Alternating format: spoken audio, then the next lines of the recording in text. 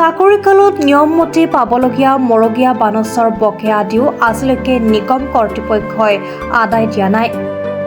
2016 চনৰ পৰা এতিয়ালৈকে অৱসৰপ্ৰাপ্ত কৰ্মচাৰীসকলে অৱসৰকালী প্ৰাপ্য, গ্ৰেটুইটি, লিভ চেলাৰী তথা CPFৰ ধন আদায় পোৱা নাই।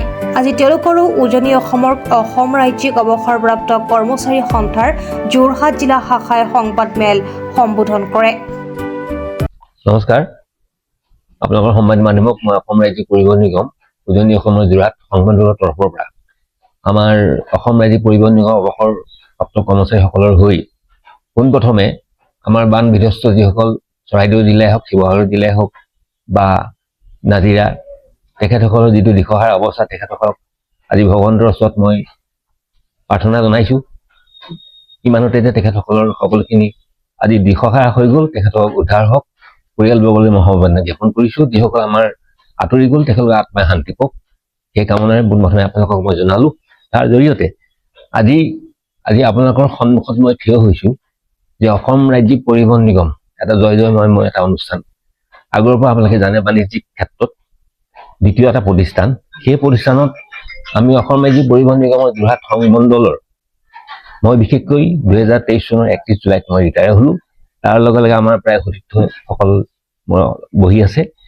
আমাৰ এটাই কথা আছিলে, আগতেও আমি দুবাৰকৈ আমি প্ৰেছ মিট দিছোঁ, সংবাদ মাধ্যম দিছোঁ আপোনালোকৰ সন্মুখত, যে 2016 বৰ্ষৰ পৰা এই 2024 এপ্ৰিললৈকে প্ৰায় 1471জন মানুহ মানে এমপ্লয়ী আজি পৰ্যন্তলৈকে সম্পূৰ্ণ পইচা আদায় পোৱা নাই। গ্ৰেচুইটি, ভৱিষ্যত নিধি যিসকল পইচা আৰু লিভ এনকেজমেণ্ট এনেকৈ প্ৰমুখ্যে আমাৰ যিখিনি প্ৰাপ্য, সেই প্ৰাপ্যখিনি আজি পৰ্যন্তলৈকে চৰকাৰে আমাক আদায় দিব পৰা নাই। গ্ৰেচুইটি এমাউণ্টটো আমাক উইদিন 30 days মানে এমাহৰ ভিতৰত যিটো পইচা আমাক দিব লাগে, তেখেতলোকে সেই পইচাটো দিবলৈ সক্ষম হোৱা নাই। 2 নম্বৰ কথা হ'ল কি, চৰকাৰে বাজেটত আমাৰ যোৱা বাজেটত যিটো পইচা ধাৰ্য কৰিছে, ধৰি লওক আমাৰ অৱসৰসকলৰ কাৰণে যিটো পইচা আহিছে, এই ক্ষেত্ৰত তেখেতসকলে আমাক কিবা এটা মোটামুটিকৈ পইচা একাউণ্টত ভৰাই দিছে, ভৰাই দি আমি সম্পূৰ্ণ আমাৰ অৱসৰী পইচাখিনি আদায় পোৱা নাই। আজি সেই অৱস্থাত যিখিনি আৰ্থিক দুৰৱস্থাত ভুগিছে, উন্নত চিকিৎসা প্ৰদানৰ পৰা বঞ্চিত হৈছে, পঢ়া শুনাৰ ক্ষেত্ৰত ব্যাঘাত জন্মিছে, আৰু বহুবাৰ তেখেতসকলক আমি আবেদন নিবেদন কৰিছোঁ, কিন্তু আজি পৰ্যন্তলৈকে তেনেকুৱা ধৰণৰ কাৰুকাৰ্য আমি সুফলভাৱে পোৱা নাই।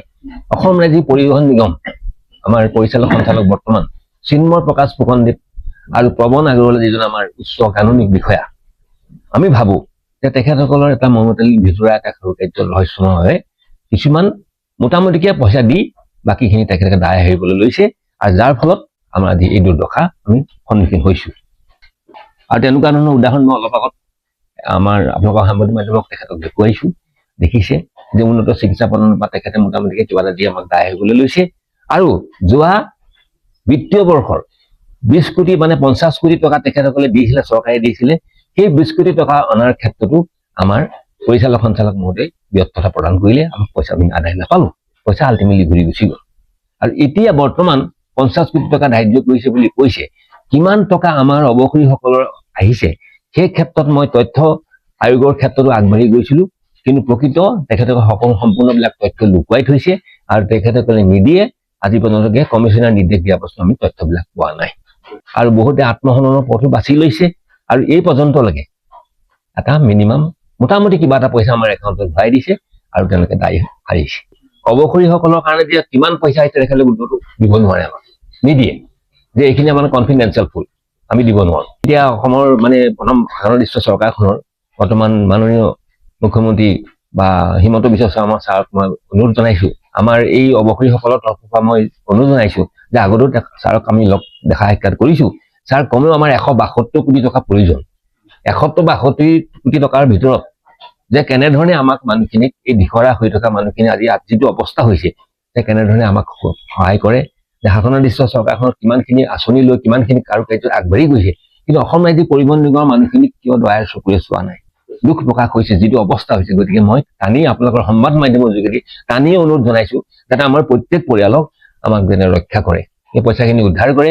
কি ধৰণৰ কাৰুকাৰ্য চলিছে অসম ৰাজ্যিক পৰিবহণ নিগমৰ ভিতৰচোৱাত যাতে ছাৰে অকণ দৃষ্টি দিয়ে, এই মই টানি অনুৰোধ জনালোঁ। এতিয়া মাননীয় হিমন্ত বিশ্ব শৰ্মাক মই এইটোৱে ক'বলৈ বিচাৰিছোঁ যে আমাৰ আগতে যিখিনি হ'ল আগৰ বৰ্ষত আপুনি যেনেধৰণে আমাৰ বিত্তীয় বাজেটত 50 কোটি টকা দিছিলে তাৰেতো অলৰেডি 20 কোটি টকা অলৰেডি গুচি গ'ল গতিকে এই বাজেটত আপুনি 50 কোটি টকা ধৰি হিচাপ বুলি আমি এটা মানে বিশেষতে গম পাইছো কিন্তু এতিয়ালৈকে আমি পইচাখিনি পোৱা নাই কেনেধৰণে আমাৰ বিগত পইচাখিনি কেনেদৰে মুখ্যমন্ত্ৰী মহোদয় তদাৰক কৰি মানে আমাৰ চিন্ময় প্ৰকাশ ফুকনদেৱক নিৰ্দেশ দি কেনেধৰণে উচ্চ পদস্থ ধৰি লওক আমাৰ পৰিবহনৰ বিষয় আছে উচ্চ পদস্থ বিষয়াৰ যোগেদি কেনেকৈ পইচাখিনি উলিয়াই আনি আমাৰ এই মানে দুৰ্দশা এই পৰিয়ালখনৰ মানুহখিনি যেনে কেনেধৰণে উদ্ধাৰ কৰে তাৰ কাৰণে মই কালি অনুৰোধ জনাইছো আৰু তেখেতে অকল দৃষ্টি দিব বুলি মই আশা ৰাখিছো যোৰহাটৰ পৰা বিকি নিয়োগৰ ৰিপৰ্ট প্ৰাত টাইম ডিজিটেল শদিয়াৰ পৰা ধুবুৰীলৈ বৰাকৰ পৰা ব্ৰহ্মপুত্ৰলৈ সকলোৰে মাজত চিনাকি এটা নাম প্ৰাতঃ টাইম থলুৱা ভাষা কৃষ্টি আৰু সত্য বাতৰিৰ আধাৰত প্ৰতিষ্ঠিত খবৰ প্ৰাতঃ টাইমৰ প্ৰতিটো বা বাতৰি পুংখানুপুংখভাৱে চাবলৈ Facebook YouTube website Twitter Instagram আৰু ব্লগাৰ পেজত লাইক আৰু